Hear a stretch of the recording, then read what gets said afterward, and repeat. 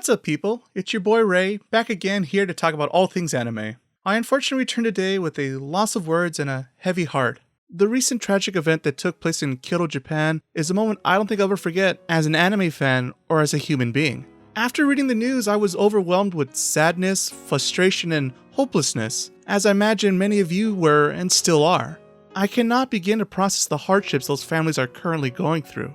While I'm still heartbroken with all that has transpired at Kyoto Animation, I know deep down I am not alone, and there are things we all can do to help these amazing people out in their time of need, even if we're oceans apart. You can financially support Kyoto Animation directly by purchasing high-quality digital images of their works like Sound Euphonium and Free from their website. It is in Japanese, but there are guides in English to help you out. I will post links down below to those directions. Another way to support KyoAni financially is through GoFundMe. There is currently a campaign for them by Sentai Filmworks, one of the big anime licensors here in America. They have released several KyoAni shows here stateside like Kanon and Clannad. I trust Sentai Filmworks would do the right thing and give the money to the proper channels and ensure the money is put to good use. If you cannot financially support at this time, don't feel bad or left out. You too can help out the studio by spreading the word how people can donate like this video or one of the various other sources out there on the internet. Lastly, when in doubt, do what all anime fans enjoy doing on a regular basis. Spread your appreciation for the talented animators, producers,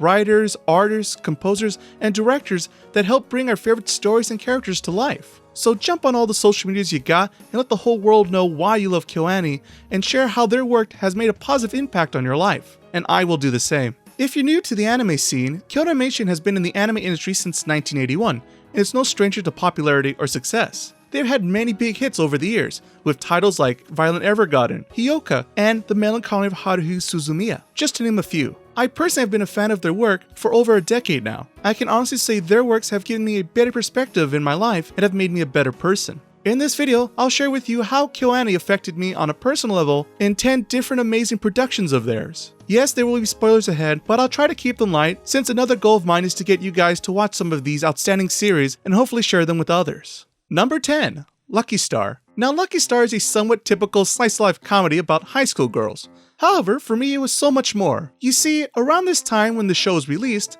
I was doubting if I still cared about anime. I was entering young adulthood, and I was wondering if it was okay to watch these kid shows at my age. And then I watched Lucky Star. While I was initially turned off by its super cute character designs, I soon fell in love with the show after hearing the characters debate about how to eat a pastry for several minutes. It felt like I was watching some weird Japanese version of Seinfeld, yet another show about nothing. It was just characters talking and putting themselves in funny, awkward scenarios. I was like, hey, adults watch Seinfeld, so maybe it's okay to like anime at my age. Later, as the show progressed into anime parodies and nerd culture, I realized that I couldn't turn my back on this medium and the culture I loved ever since I was a kid. It meant too much to me. It was part of what made me who I am. So thanks to Lucky Star, I was able to accept my past and look forward to a brighter future with anime by my side.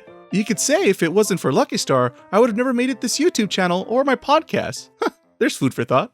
Number 9. Beyond the Boundary. Beyond the Boundary has some spectacular fighting sequences that are still jaw-dropping to this day. But what got me hooked into this one was its leading characters. The story is a supernatural tale about demons and demon slayers battling for the balance of the planet. The hero and heroine in Beyond are two unlikely heroes due to the fact that most of the people in their world look down on them or downright despise them. They were each born with unique gifts that many fear would break the balance between humans and demons. My takeaway from watching these two characters interact was their resolve to overcome the odds and hatred that was being constantly thrown at them. I know what it's like to be the outcast, and it can be a real struggle sometimes. You start to believe all those hateful words. However, when these two characters came together, they were able to handle whatever came their way. By the climax of the series, I felt a sense of strength to keep pushing on and try to reach for a better tomorrow. With any luck, you guys will feel the same way too as the credits roll.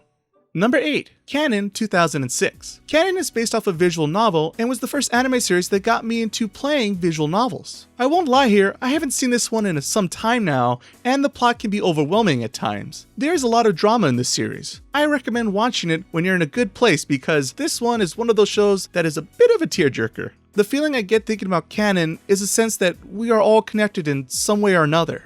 I say that because the protagonist in this series is somehow connected with all the other characters and plays a small yet significant part in their young lives. It was an eye-opening experience for me. Back in the day, most of my thoughts were only directed at me and my benefit. However, this series influenced me to expand my thinking and consider other people, even if they're complete strangers to me. I'm naturally a half-empty glass kind of guy, though I try my best to think on the positive side of things these days in hopes I can leave a more productive impact on others. It's a lesson we all can benefit from, especially during these times. Number 7. Kanon. Now, any listener of the podcast will know I like to give Kanon a hard time. I do this mostly to piss off my brother, thus hopefully leading to entertaining shenanigans that people would like to listen to. Being 100% honest here though now, I 100% enjoy watching Kanon, even if it is just a bunch of cute girls being cute for the sake of cuteness, and isn't the Beck sequel I was hoping for. However, that's the simplistic beauty of the show. It focuses on these adolescent teens figuring out what they want out of life. It turns out the answer to that question is goofing around with your best friends and eating junk food. A perfect teenage wasteland, if you ask me. It's times like those we adults dream about after a hard day's work. You know, times in our lives where we had less responsibilities and more time for having fun. And that's what Kanon taught me, to truly pleasure the happy moments we have with our closest friends, because we never know when that next time might come, if even at all. So next time someone knocks on Kanon, send them my way, and I'll set them straight. Number 6. Love, Chunibyo, and Other Delusions. Chunibyo is another reminder that it's okay to be yourself. In this title, we meet an eccentric heroine who has a terrible disease known as Chunibyo, which makes a person believe they have special powers like an all-seeing eye or magic powers, when in reality they are just as normal like everybody else. Deep down, she knows this too, but she wishes to believe nevertheless. A concept I am all too familiar with during my middle school days, doing sick DBZ moves with my friends. Naturally, most people would think you're crazy or stupid for doing these things at a certain age. While I haven't seen all the various seasons and sequels of this anime, I believe its teaching about being confident with yourself is an important lesson we all could use from time to time. Being weird is good, and keeps the world from getting boring. As the great philosopher Aristotle once said, no great mind has ever existed without a touch of madness. Just don't blur the line between fantasy and reality too much, and you'll be fine. Number 5. Air 2005. Remember what I said about being in a good place when watching Kanon? Well, that same rule applies with this one as well. Warning, major spoilers ahead if you haven't seen this TV show yet. So if you haven't taken the time to watch it yet, please skip ahead and add it to your watch list. Okay, here I go. Air is simply a tragedy that tests the human spirit, and I'm referring to both the characters of the show and its unsuspecting viewers. Both our main leads die at the end of the show. Sacrifices were made in hopes to change the outcome, but nothing changes. They are brought in this world only to die. A basic fact in our own lives that is the inevitable truth we must come to learn to accept. Although do not fall into despair, my friends, because Air also brings us light at the end of its dark journey. There is a lot to unpack in these 12 episodes. When reflecting on Air, I tend to think about how some things are out of our control, and that's okay. I know, it's an easy thing to say, yet a very difficult thing to master. I struggle with this notion almost every day. In these recent years, I have come to deeply appreciate the meaning behind this work of art. My own impending challenges questioned my beliefs, and still do. But you know what? I'm still here, and I know I can get through this thanks to close family and friends. A confidence I'm not sure I would have if it wasn't for this gem by Kyoto Animation. Number 4. Miss Kobayashi's Dragon Maid. Similar to Lucky Star, I had my doubts about this series after watching its first few episodes. It wasn't bad or anything, it just didn't latch onto me like so many others did. And then came episode 9. In this episode, Kana, the child dragon living with Kobayashi, is having her school's sports festival, which encourages parents to come to their kids' schools and cheer them on. At first, Kobayashi can't attend her somewhat adoptive daughter's festival because of her job, and Kana is upset with her. However, Kobayashi realizes how important this festival is to Kana and makes arrangements at her work to participate in her kid's life. This moment got me really choked up. I can relate being frustrated with my parents growing up in identical situations. What I never realized as a child is that of course my parents wanted to participate in my life, they just couldn't do so because of their work obligations. If they didn't work, who was going to pay the bills and put food on the table? Watching this series as an adult just made me want to tell my folks how much I love them and thank them for raising me the right way. If you still need more convincing, you can watch my full review of Miss Kobayashi's Maid Dragon right here on this channel.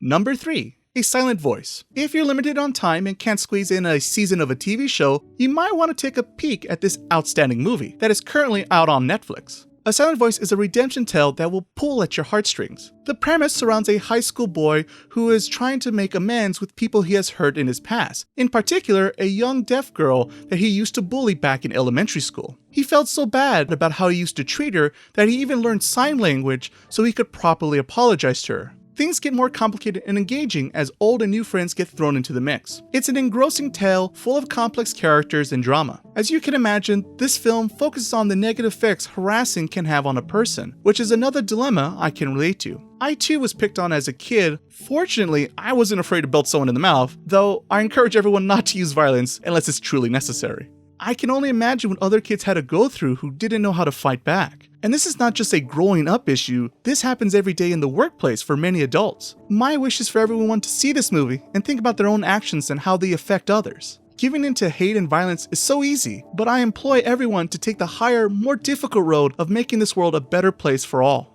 Number 2, Clannad. Well, I've mentioned Kanon and Air, so it's only fair that I mention my favorite key series done by KyoAni. Clannad is a slice-of-life high school drama romance that is easily one of the best shows I've ever seen. Not just anime, best show, period. The first season might be a little slow for some viewers, however, season 2 will pay off in the long run. Trust me. Unfortunately, more major spoilers ahead, so skip to number 1 and add Clannad to your must-watch list as well. Now, if you've seen After Story, you know I've got to mention that scene in that field full of our tears. That music score gets me every single dang time. Oh, Tomoya, get over yourself, man. Your daughter needs you idiot. I say this, and yet, the sad part is I totally understand his reaction after losing his wife Nagisa. He was put in a difficult situation at a relatively young age. His grief and depression consumed him for years, which made him lose his focus on what truly matters in life. Thankfully, he snapped out of it and got his act together. If that wasn't enough, I think I cried even more in the next episode involving his dad and reflecting on his own childhood living with a distant single parent. This series made me realize that it's okay to show affection towards your loved ones. Forget all that tough guy crap. If you got someone you love, grab them and tell them how much you love them, because if you don't, you might never get the chance to and be left only with regret and loneliness.